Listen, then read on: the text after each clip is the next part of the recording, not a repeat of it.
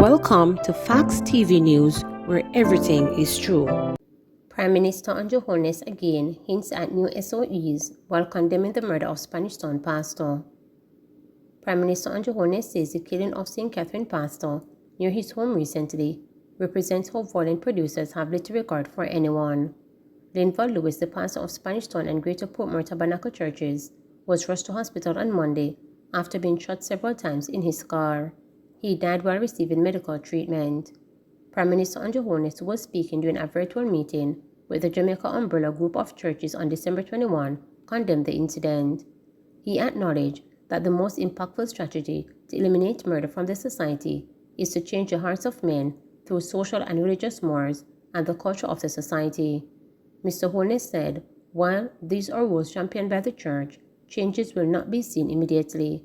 Noting that changes must happen now to address the murder crisis in the country, the Prime Minister said the government will continue to use the emergency powers to save lives. The root cause of Jamaica's murder problem is the great propensity of too many Jamaicans using violence to resolve conflict, and the entrenchment of this in our culture, which devalues life. The murder of a pastor in Portmore 2 days ago, like all other murders, must be strongly condemned and unequivocally condemned by all in our society. It shows that the criminals, the gunmen, the violence producers have no respect or regard for anyone, including those with religious authority. While the government and the church must continue to seek to change the hearts of men by pursuing programs that are going to change our value systems, the government cannot relent in its parallel pursuit of treating with the emergency of murders that we have now. We will continue to use all powers that are legally and constitutionally available, including the state of public emergency, to keep Jamaicans safe. Church group livid over killing of pastor. The Jamaica umbrella group of churches, JUGC, has urged the murder of Pastor Linval Marty Lewis to again voice concern about the continued slaying of the people across the country. The JUGC noted that Lewis became another victim of the heinous nature of this ever-prevalent criminal activities, underscored by the fact that, like so many other victims, he was murdered in broad daylight in the presence of his closest relatives.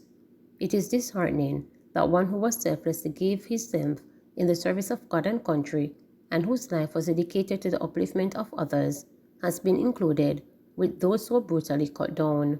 May God grant everlasting rest to his soul and consolation to his family and church community, the group stated.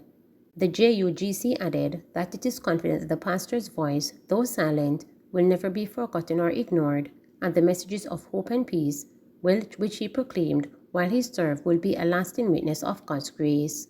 It is lamentable that so many of our people have embraced a culture of violence. Jamaica now has the highest murder rate in the Caribbean. However, despite the alarm and concern which we feel, we have firmly resolved in fervor to continue to promote peace, human dignity, and the sanctity of life. In addition, may all Jamaicans of goodwill resolve to promote due regard for human dignity in all social affairs of engagement as a contribution to diminishing violence and abuse of persons, said the JUGC. The church group has issued an appeal to anyone who has information that may be useful in identifying the perpetrators of criminal activities to take the appropriate steps to tell the police. Lewis, who was the pastor of Spanish Town Tabernacle and Greater Portmore Tabernacle, was shot several times by a gunman who is believed to have waylaid him as he drove from his house on Northwest 10th Way in Greater Portmore St. Catherine on Monday afternoon. So far, the police have not established a motive for the killing. Police Commissioner says he will be recommending that another round of SOEs be implemented in several parishes. Police Commissioner Major General Anthony Anderson says he will be recommending that another round of SOEs be implemented in several parishes. The most recent SOEs, which were declared in 8 parishes on December 6, ended on Tuesday. They covered St. Anne, Clarendon, St. Catherine, specified areas of Kingston and St. Andrew, St. James, Westmoreland, and Hanover. They were declared after Prime Minister Andrew Holness noted that the country's crime rate had increased since the previous SOEs expired on November 29. The Prime Minister had hinted that the government could implement a new run of SOEs over the Christmas holidays in an effort to keep citizens safe. Speaking during a visit of the Trelawney Police Division on December 22nd, Commissioner Anderson said he will be requesting that the SOEs be re-implemented in several areas until January next year.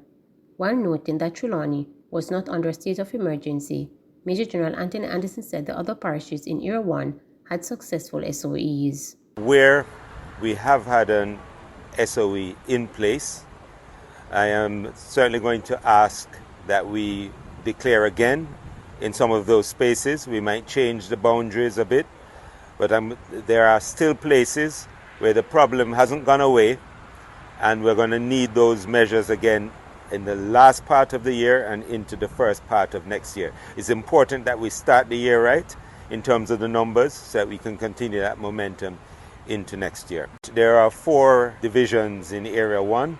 The other 3, that's St. James, Hanover and Westmoreland, have had an SOE in place, and that has reaped great benefits there. So we've had, certainly over this one, which just ended a day ago, we saw a 66% decline in homicides in those 3 parishes, which is actually beneficial. And of course, the way the plans work, so St. James has its plan, Hanover has its plan, Westmoreland has its plan, and we use appropriate tools where it's necessary to get the results that we get. So we should be seeing declines in parishes, whether there's an SOE in place or not, because the ones where the SOE are, that's what's necessary there. In the ones where that's not what is necessary, we use other methods. As I say, when we get emergency powers, all other policing tools are on the table and are being used everywhere.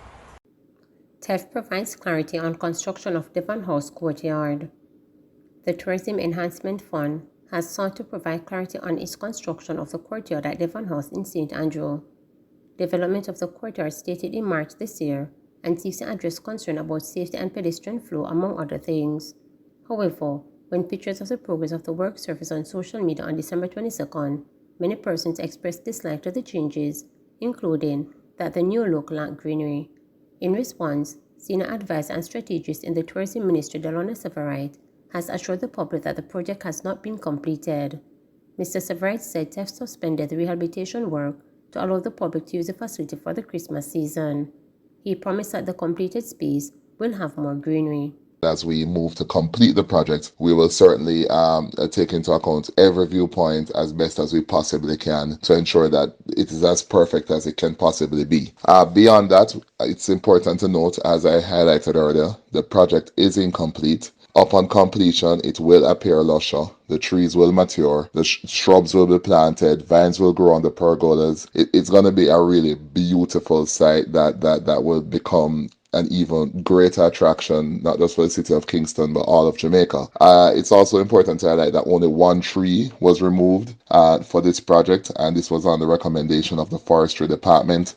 We had to address issues as it relates to uneven surfacing, poor drainage, limited seating, lack of ease of movement. This rehabilitation project only covers 2% of Devon House's land space. So it's a really small spot, but critical pedestrian spot for Devon House and the facilities and all the adjoining activities that surround it. Beyond that, what we have here is a Georgian flair with a historic but cosmopolitan, aura, and that's important, and that's in line with the way in which historic buildings and monuments ensure that the people are able to view them, enjoy the facilities, but at the same time enjoy all the heritage and the historic architecture of the respective facilities.